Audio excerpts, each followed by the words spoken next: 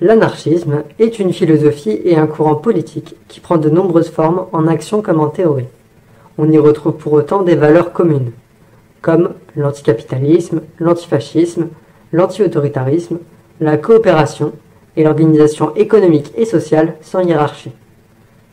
Apposé sur tout un tas de sujets concrets, cela donne par exemple l'abolition de l'État, l'abolition de la police, la démocratie directe, l'autogestion ou encore l'entraide radicale.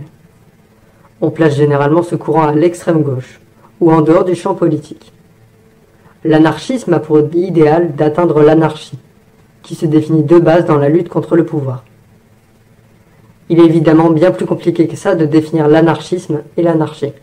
Le terme est empêtré dans l'erreur linguistique de l'assimiler à l'anomie, au chaos, mais aussi d'un tas de clichés et de traductions compliquées, ne serait-ce qu'en anglais. Même pour les anarchistes entre eux, le mot ne revêt pas la même signification. D'une bouche à l'autre, il peut montrer des paradoxes internes. Je doute que la nature même de ce terme puisse lui permettre d'atteindre une définition unique un jour, et c'est certainement mieux ainsi.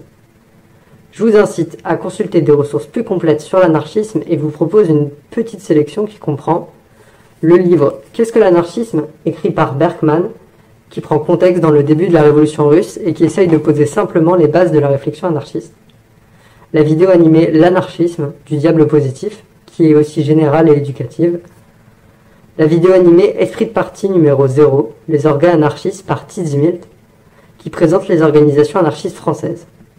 Enfin, le gros documentaire en 4 parties, Ni Dieu ni Maître, une histoire de l'anarchisme de Tancred Ramonet. Toutes ces ressources, qui sont dans la description, ont des biais qui démontrent des désaccords parmi les libertaires. Et aucune n'est parfaite, évidemment. Tizi Milt ne parle que des organisations officielles, alors que beaucoup, si ce n'est la majorité des anarchistes, agissent dans l'ombre, aujourd'hui, selon des principes plus autonomes. Le diable positif ne présente qu'un courant de l'anarchisme en ignorant les débats internes et reprend des biais de Tancred Ramonet.